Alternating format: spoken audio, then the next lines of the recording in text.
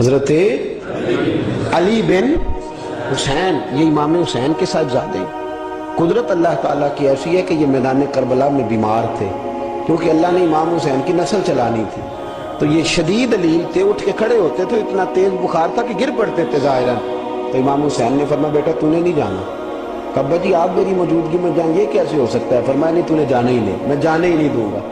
حضرت امام زین العابدین علیل تھے، امام زین العابدین رضی اللہ تعالیٰ عنہ نے 3 سال تک حضرت علی کی صحبت اٹھائی ہے۔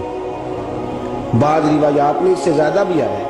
کچھ لوگوں نے لکھا جب آپ میدان کربلا میں گئے تھے تو 30 سال سے عمر زیادہ تھی، 30 سال سے عمر، اور داڑھی مبارک جو تھی نا آپ کی، جو لوگ شروع سے داڑھی نہیں نہ کٹواتے ان کی زیادہ لمبی نہیں ہوتی، جو شروع سے داڑھی رکھ لیتے ہیں نا، کیا پنجابی میں کہتے ہیں سچی داڑھی، اور ان کو خرشت بھی نہیں کرانا پڑتا، میں نے بھی کبھی نہیں کرایا، ضرورت ہی نہیں پڑی، وہ نہیں کرانا پڑتا اس لیے کہ جو داڑھی شروع سے ہوتی ہے نا وہ اتنی زیادہ بڑی بھی نہیں ہوتی اور پھیلتی بھی نہیں۔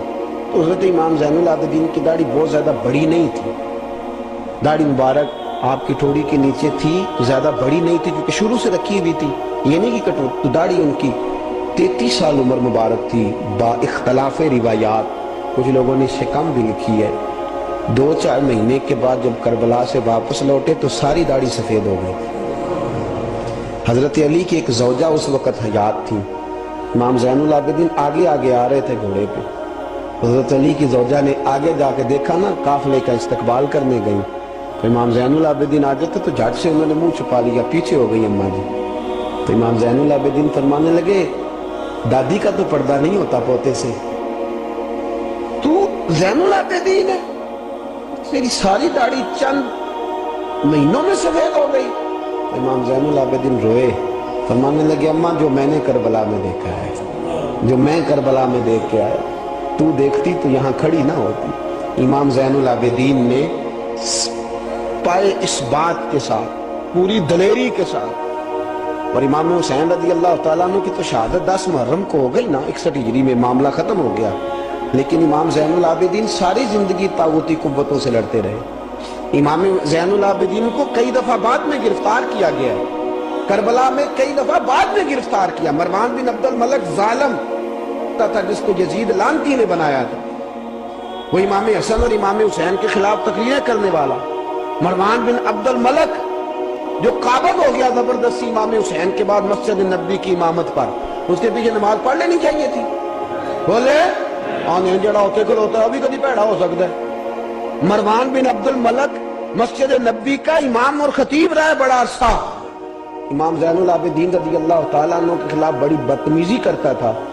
امام زہری فرماتے، تابعی بزرگ ہیں، کہتے اس نے امام زین العابدین رضی اللہ تعالیٰ عنہ گرفتار کرا کے منگایا اپنے دربار میں، تو پورے ہوا کیا، یہ جو طریقت ہے نا ہماری، ایک مسئلہ یہاں سمجھا دوں، یہ جو پیری مریدی ہے، جو بیعت ہے، یہ اسی وقت شروع ہوئی، کیونکہ بادشاہت پہلے جو خلیفہ ہوتے تھے وہ بادشاہ بھی ہوتے تھے، پیر بھی ہوتے تھے، رہنما، سارا کچھ ہی وہ ہوتے تھے، لیکن امام حسن حسین کی شہادت کے بعد جب بادشاہی یزید جیسے لوگوں کے ہاتھ میں گئی نا، تو امام زین العابدین رضی اللہ تعالیٰ عنہ کے گرد جو اللہ اللہ کرنے والے لوگ، دین سیکھنے والے تھے، وہ اکٹھے ہو گئے۔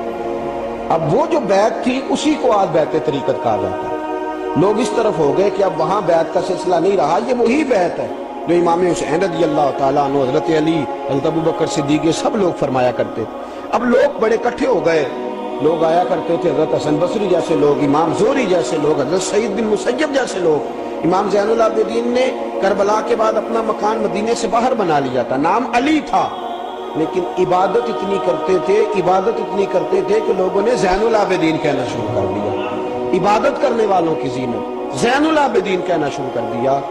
بیٹا پاس سو رہا تھا، گھر میں آگ لگی ہوئی تھی، امام زین العابدین نماز پڑھ رہے تھے، اتنی لمبی ساری رات سارا دن مصلی پہ رہتے، تو بہت سارے لوگ عقیدت مند ہو گئے۔ تو مروان کو خطرہ ہوا کہ کہیں امام زین العابدین میرے خلاف کوئی محاذ نہ بنا لے، اس نے ایسے ہی الزام لگا کے امام زین العابدین کو گرفتار کر کے جیل میں ڈال دیا بلا وجہ۔ امام زہری کہتے ہیں میں کھانا لے کے گیا تو امام زین العابدین نے نا وہ بیڑیاں پہنی ہوئی ہیں، ہتھ کڑیاں پہنی ہوئی ہیں، پیروں میں بھی ہاتھوں میں بھی، تو کہتے ہیں میں نے کہا حضور آپ کتنی تکلیف میں ہیں، یہ لفظ میں نے کہا تو میرے شیخ تھے، استاد تھے، پیر تھے، میں رو پڑا، میں نے کہا حضور آپ کتنی تکلیف میں ہیں، تو کہنے لگے زہری میرا امتحان ہے، مجھے امتحان دینے دے، میرا رب میری آزمائش کر رہا ہے تو مجھے کرنے دے، تجھے کیا، تو کیوں روتا ہے؟ تو کہا حضور آپ اتنی تکلیف میں ہیں؟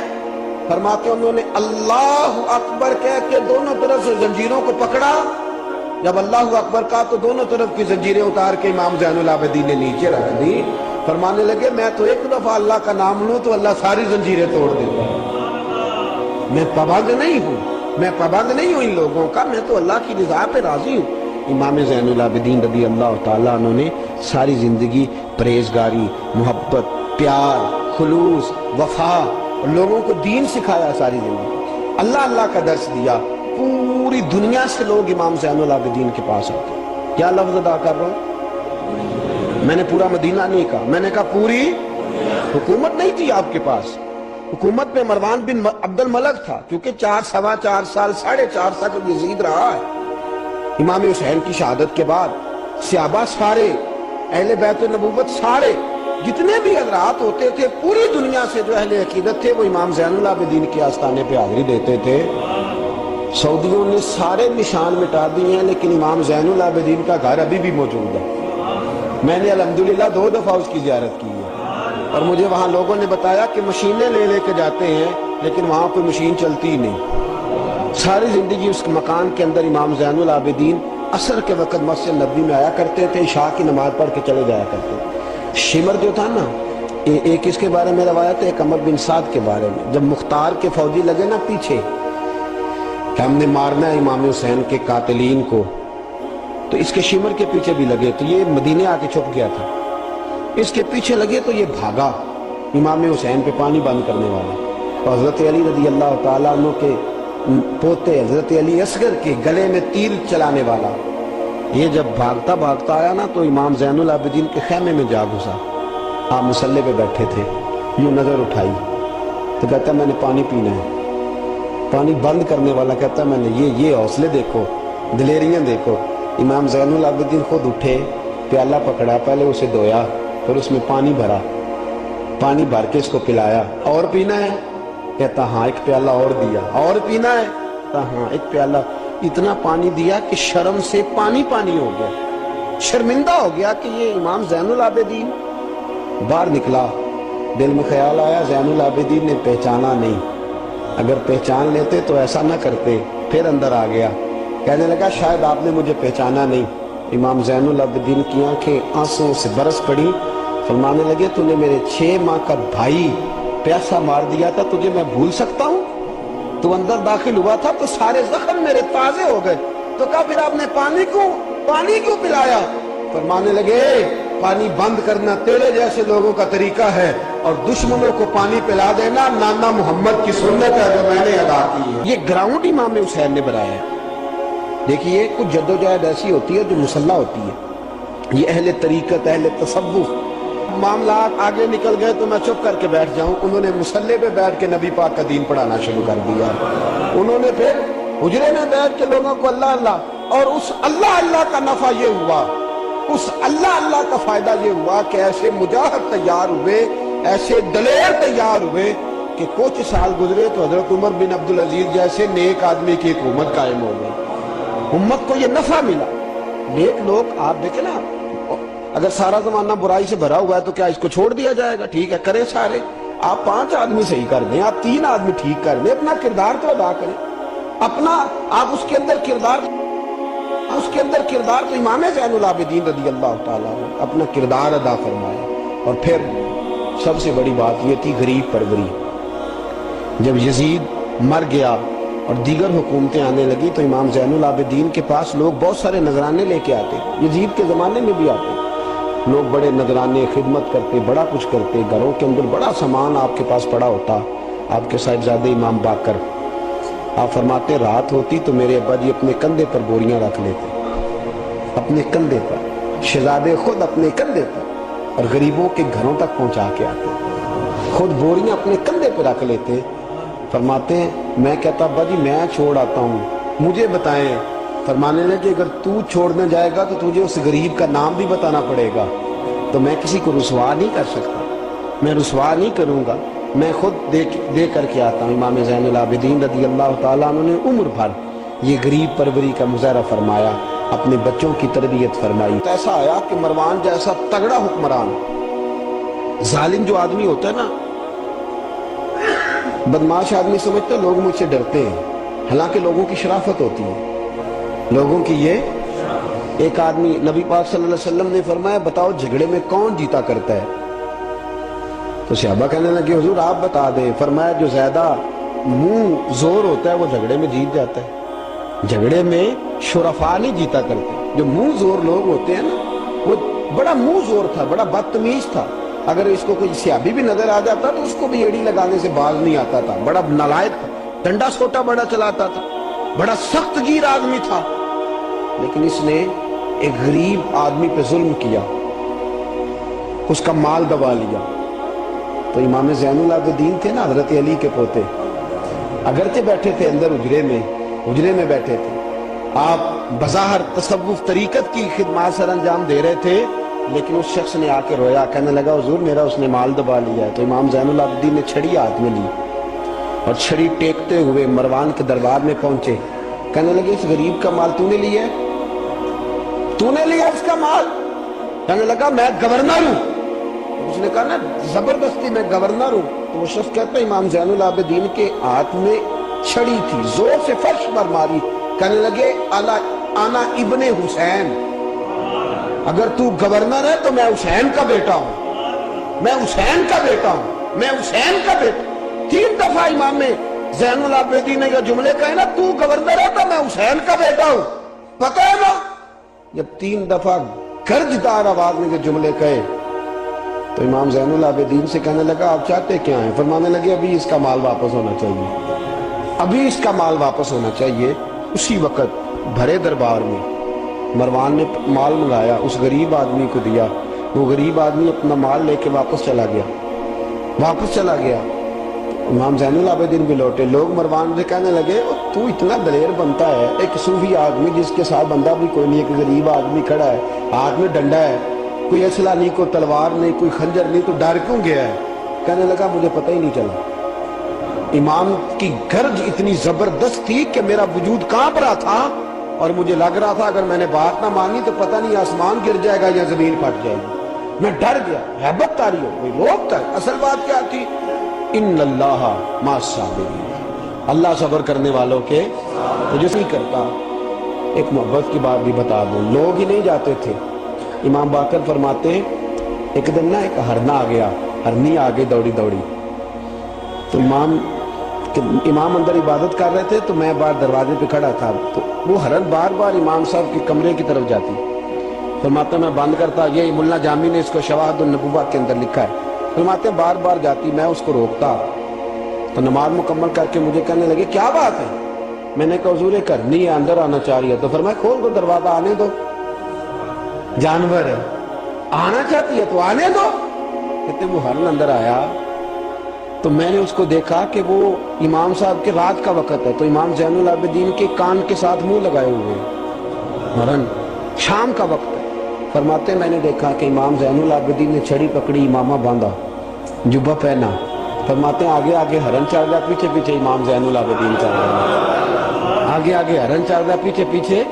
بھئی ہمارا تو عقیدہ حضور غوث اعظم کے بارے میں ہے کہ وہ جن و بشر کے پیر ہیں، جن و بشر کے پیر. سب کا اللہ کے بندوں کی طرف، اللہ کی ہر مخلوق کا رجحان ہوتا ہے اللہ کے بندوں کی طرف. کہتے ہرن کے پیچھے پیچھے ایک عرابی کے دروازے تک لے گئی ہرن. تو امام زین العابدین نے نا دستک دی دروازے پہ اور ہرن ایک کونے میں کھڑی ہو گئی. دستک دی، وہ باہر آیا تو فرمانے لگے تیرے پاس کوئی ہرنی کے بچے ہیں؟ اس نے کہا ہاں. آپ نے کیا کرنا ہے؟ فرمایا میں خریدنے آیا ہوں، میں وہ بچے خریدنے آیا ہوں. کہتے ہیں 2 بچے تھے. کہنے لگا جی میں نے تو سویرے بیچنے تھے، میں روز جنگل سے کچھ نہ کچھ پکڑ کے لاتا ہوں، سویرے بیچنے تھے، سویرے گاہک ڈھونڈنے تھے، آپ رات کو جا گئے، کیا لے گا؟ اس نے کہا 20 دینار 2 بچوں کے. امام صاحب نے 20 دینار دیے، بچے پکڑے، واپس لائے. امام باقر فرماتے ہیں 2 ہرن کے بچے امام زین العابدین نے جب پکڑائے تو میری آنکھیں چھلک پڑی، میں رو پڑا. اور میں نے کہا ابا جی میں تو سمجھتا تھا انسانوں کے دکھ کا ہی مداوع کرتے ہیں، اللہ نے تو آپ کو جانوروں کے دکھوں کا مداوع کرنے کی بھی توفیق عطا فرمائی. تو پھر میرے امام نے سچ کہا ہے نا، تیری نسل پاک میں ہے कैसा अकीदा है, कैसा अकीदा है। हर बंदे की अपना, मैं तो जब भी किसी सैयदजादे की, किसी अहले बैत की कोई बात पढ़ता हूँ ना, आप यकीन करें तो मेरे सामने आला हजरत का शेर रहता है, पलट पलट के बात वही जाती है कि तेरी नस्ल पाक में है बच्चा बच्चा नूर का, तू है ऐने नूर तेरा सब घराना ही नूर का, सब घराना ही। जब तंग आ गया ना मरवान कि दुनिया हटती नहीं, और उसके बाद भी कोई खलीफा आया तो सारे तंग ही रहते थे, इमाम ज़ैनुल आबिदीन को जहर दिलवा दिया। इमाम हसन की शहादत भी जहर से हुई, इमाम ज़ैनुल आबिदीन को जहर दिलवाया। जब जहर आपकी रगों में उतरा, आपको दर्द महसूस हुआ, तो इमाम बाकर फरमाते सजदे में चले गए, सजदे में चले गए। मैंने कहा हुजूर इतनी तकलीफ है, आप ये क्या कर रहे हैं? फरमाने लगे मैं सोचता था मैं जिहाद पे नहीं निकला तो कहीं बिस्तर पे मुझे तभी मौत ना आ जाए, मेरा दादा भी शहीद, मेरा वालिद भी शहीद, मेरे ताया भी शहीद, मेरे भाई भी शहीद, मेरे फुफीदाद चचाजाद भी शहीद। मैं सोचता था कहीं तभी मौत ना चला जाऊं, सजदा शुक्र अदा कर रहा हूं कि रब ने मुझे भी शहादत अता फरमा दी है, अल्लाह ने मुझे भी शहादत की मौत अता फरमाई है। फिर वसीयत फरमाई इमाम, देखें अल्लाह वालों के मज़ार की भी बरकत होती है। इमाम बाकर को वसीयत फरमाई, साहिबजादे को फरमाया मुझे मेरे ताया इमाम हसन के साथ जन्नतुल बकी में दफन करना, उनके साथ। तो कहते मैंने कहा अब्बा जी वहाँ तो जगह ही नहीं, रोते हुए मैंने कहा। कहने लगे तू जाके तलाश करना, जगह मिल जाएगी। फरमाते मैं पहले जन्नतुल बकी जाता था तो कब्रें साथ साथ मिली हुई नजर आती थी, इमाम ज़ैनुल आबिदीन के विसाल के बाद गया तो मुझे पूरी कब्र की जगह नजर आई, पूरी जगह जिसको मैं पहले थोड़ा समझा करता था वो पूरी जगह मिली। इमाम हसन के बिल्कुल मुत्तसिल इमाम ज़ैनुल आबिदीन का मज़ार है। इमाम ज़ैनुल आबिदीन ने सैकड़ों शागिर्द छोड़े, दर्जनों हजारों की तादाद में आपसे फयूज़ व बरक़ात हासिल करने वाले लोग छोड़े। और जितना सूफिया का सिलसिला फिर आगे बढ़ा, हज़रत हसन बसरी, हज़रत फ़ज़ैल बिन इयाज़, फिर उसके बाद हज़रत सिर्री सख्ती, फिर उसके बाद हज़रत आप, मैं अगर आपको दलाइल के साथ अर्ज़ करूँ तो सारा फैलान इमाम ज़ैनुल आबिदीन का, सारा फैलान आपके अपने साहिबजादे इमाम बाकर के बेटे इमाम जाफर सादक और इमाम जाफर सादक के शागिर्द और मुरीद है इमाम आज़म अबू हनीफा। जितनी शाखें इल्म की फैली, जितनी शाखें फिर उसके बाद तरीकत की फैली, इल्म हदीस की फैली, वो सारी इमाम ज़ैनुल आबिदीन का फैज़ान है। और आज तक उम्मत मुस्लिमात के अंदर इमाम ज़ैनुल आबिदीन का फैज़ान जारी है और इंशाअल्लाह सुबह क़यामत तक जारी रहेगा। इल्मी फैज़ान भी, रूहानी फैज़ान भी, और दुनिया में जितने सादात पाए जाते हैं वो भी इमाम ज़ैनुल आबिदीन की औलाद है। इमाम हुसैन की सारी औलाद इमाम ज़ैनुल आबिदीन से है। अल्लाह तबारक व तआला ने किस कदर फजल फरमाया